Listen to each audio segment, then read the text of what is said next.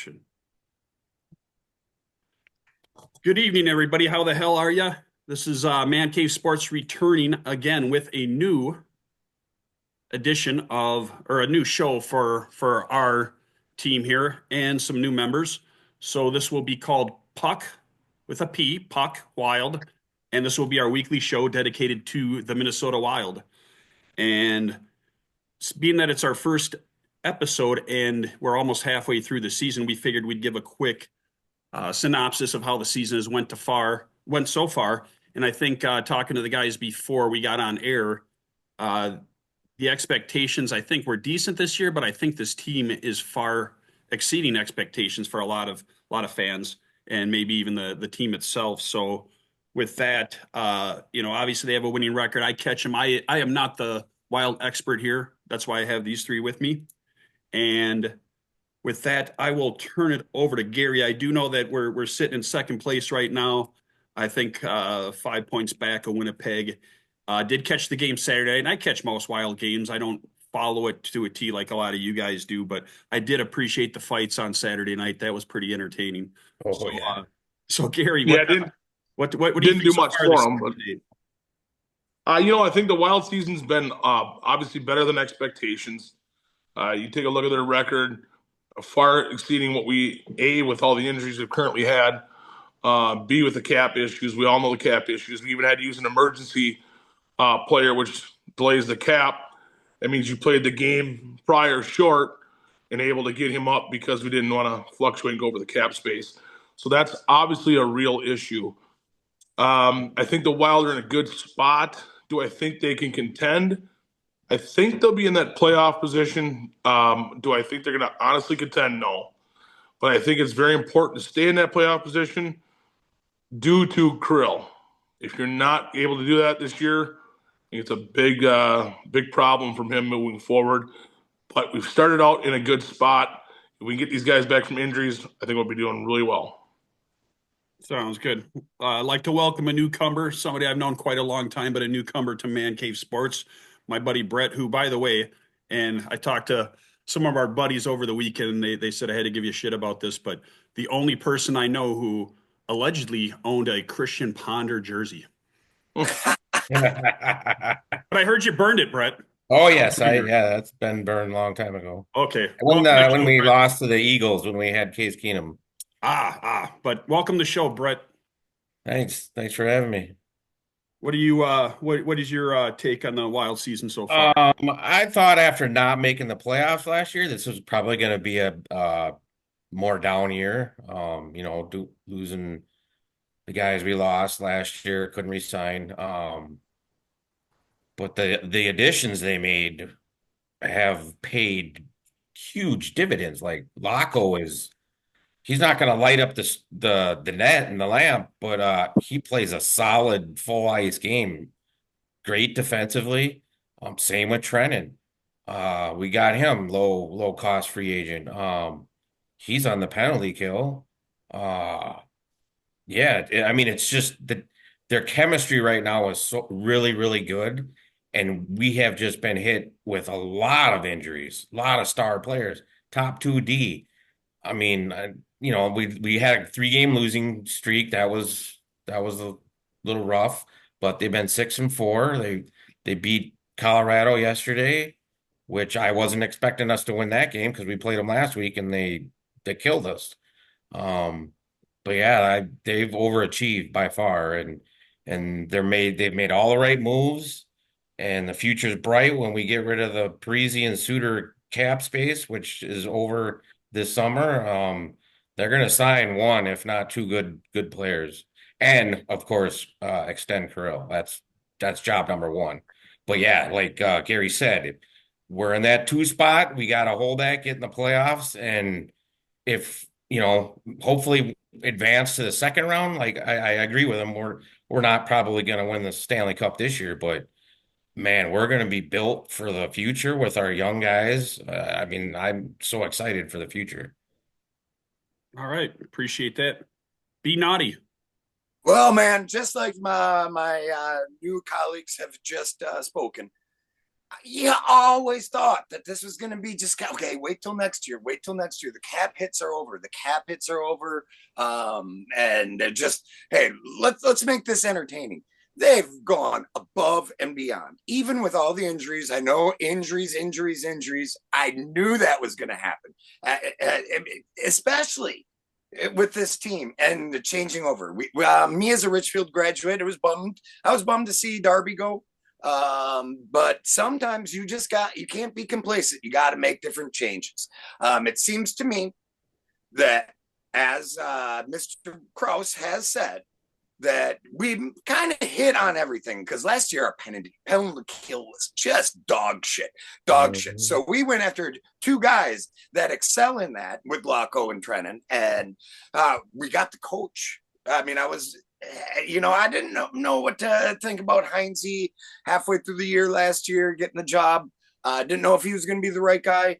I always believed in Billy. In Billy, I trust. We have the best GM on the planet. I'm going to go out there and say that he's the GM for the U.S. team for a reason. It's just so much fun with all those injuries that we have 60 points right now. We're in the top 5 in the NHL right now after all those injuries. And one of those injuries is I know I'm a homer.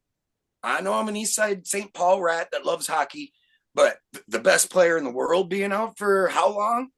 And they're nursing him back. They're absolutely nursing him back. He probably could have came back a couple weeks ago, but hey, let's just kind of ride it out. We're playing well. We got a good formula, and I'm excited for the future. And then hopefully we get that Urov and Zeev here at the end, and the playoffs. You know what?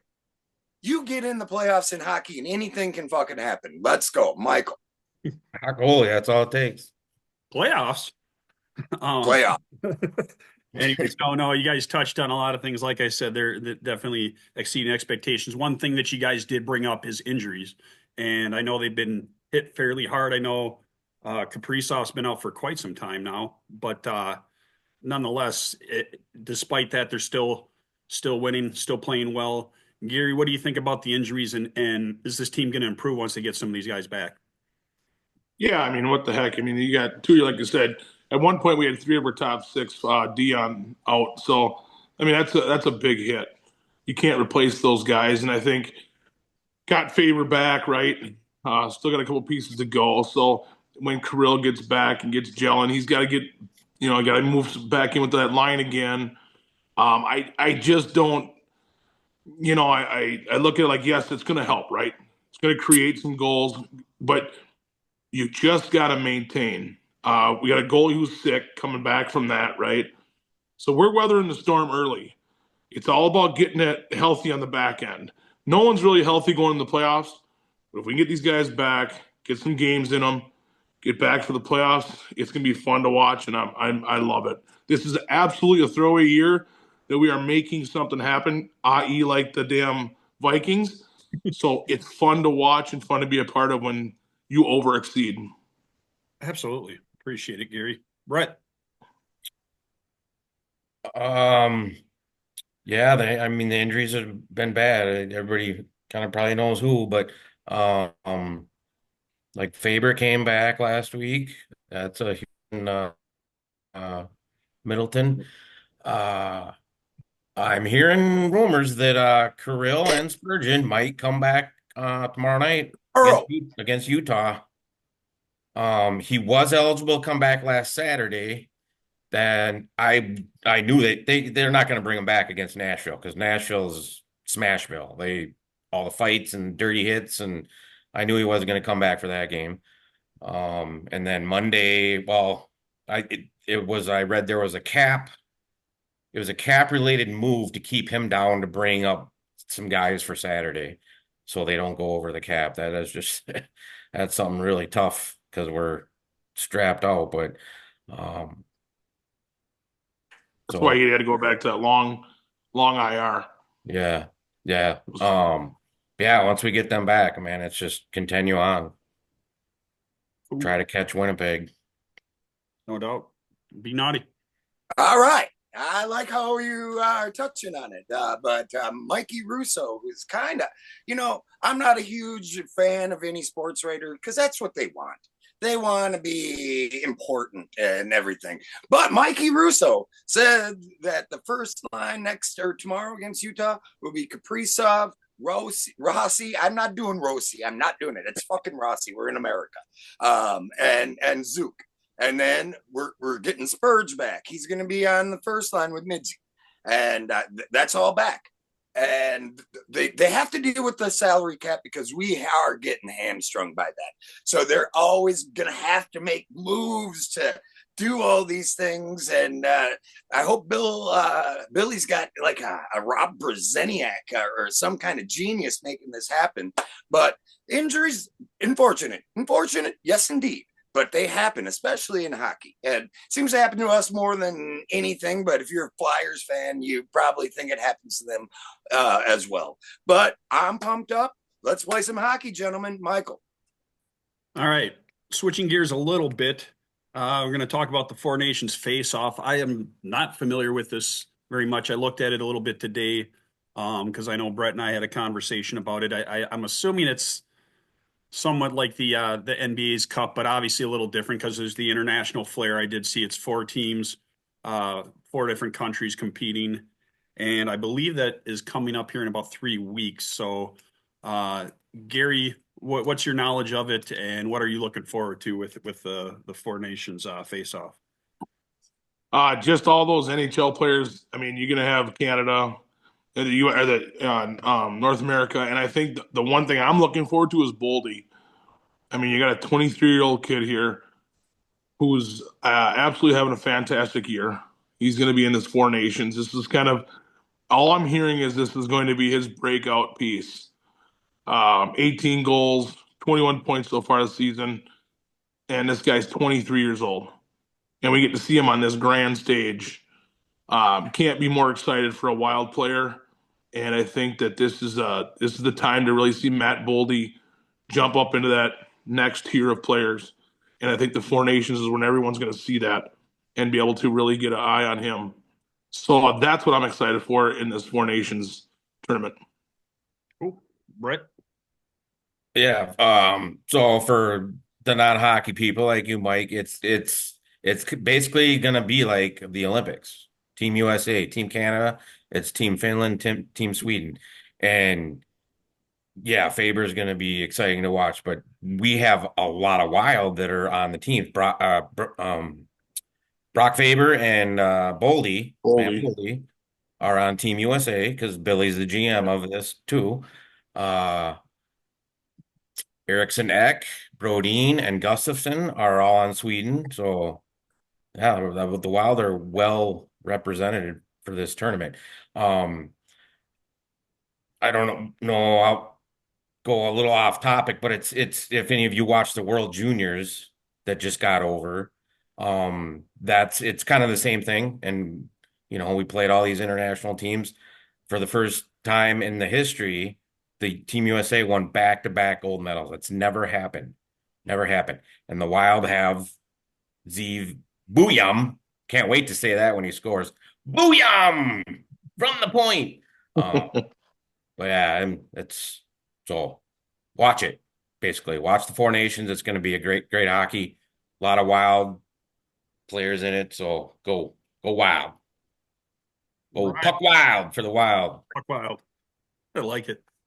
Brett came up with that, by the way. So, yeah. Well, he said I had to keep it PG or NC could have been some Wet and Wild or something in there. Yeah. We want to make this friendly to all hockey fans, so we'll do our best. You can't stop Mr. No from throwing on an occasional Effenheimer. That I've already. That's kind of my job. I'm the wild cards. Everybody here, I mean. Anybody that watches Man Cave Sports, all 3 of you, you know how I felt about soccer, the soccer thing, the World Cup. That just ain't my thing. And then they brought over the international thing with the NBA. And if you watched any of the Howling with the Wolves or whatever they're called, I wasn't a fan of that because it's just stupid. It's just dumb. This, on the other hand, is not dumb. Uh, we're going to see 8 days of a round robin tournament with the best players in the world. And it's going to be exciting, man. I mean, it's going to be awesome hockey, like watching the Olympics. It's not just trying to be international just to be international. They're not doing that. Well, my only problem with it, and as you can see, I'm pretty effing pumped about it, is that we don't have the commies in there. You know, I grew up playing bubble hockey, USA versus the Russians. I always wanted to be the Russians. You guys will learn I like the bad guys. You know, I really do. Boo! You know, I want to see them in there.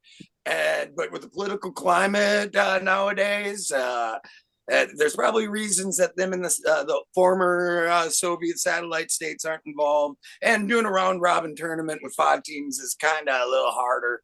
But I am excited about it, and we're going to see some of the best hockey. And it's the year before the Olympics, and then we'll get really familiar with all of these players and the teams. So I think this is a win-win because I think the NBA stupid midseason tournament, well, they're trying to globalize it and nationalize it. I think that's stupid. I think this is great, Michael. All right. Well, and I like Gary's comparison there with Boldy. I think he's got an opportunity to do like Ant did with Team USA last summer in the Olympics. So I think that's what I'll be looking forward to most, see how he fares and if he can have a breakout performance, much like Ant did. With that, that concludes our agenda today. First edition of Puck Wild. Hope you enjoyed it. We will definitely be back next Wednesday and appreciate it. Gentlemen, if you want to hold on, much appreciated. And we will see you next week. Go Wild.